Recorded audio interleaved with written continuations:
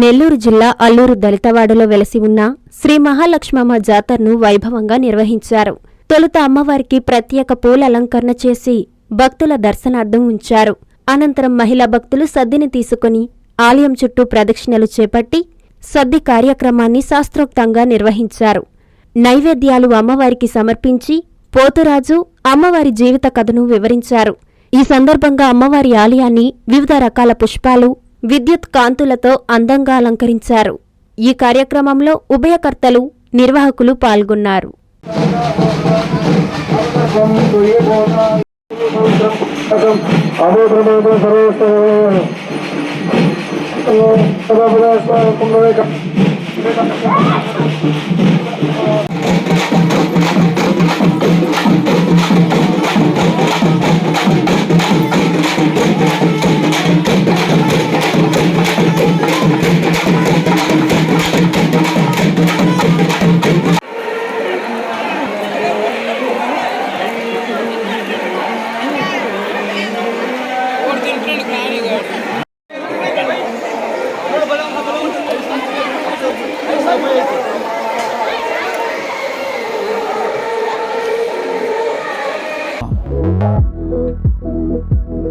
Hi Nilor, please subscribe to N3 TV.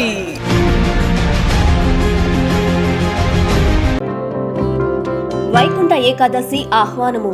Nellore ప్రజల ఆరాధ్య దైవం వైకుంఠ వాసియగు శ్రీ తల్పగిరి రంగనాథ స్వామివారి ముక్కోటి ఏకాదశి వైకుంఠ ద్వార దర్శనము జనవరి 10వ తేదీ శుక్రవారం ఉదయం 4:30 ప్రారంభమగును. విశేష కార్యక్రమములు: మూలావర్లకు పూలంగి సేవ, శ్రీ తాయార్లకు పూలంగి సేవ, అలంకార మండప పుష్పాలంకరము, శ్రీ ప్రసన్న వెంకటేశ్వర స్వామి వారికి పూలంగి సేవ జరుగును.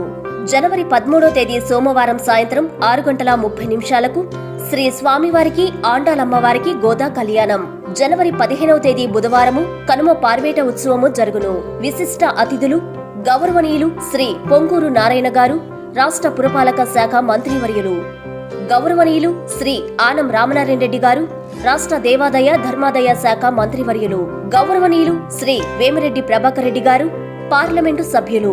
శ్రీ స్వామివారి ఆశీస్సులతో ఆయురారోగ్య అష్టైశ్వర్యాలు వర్తిల్లాలని మనస్ఫూర్తిగా కోరుకుంటున్నాము.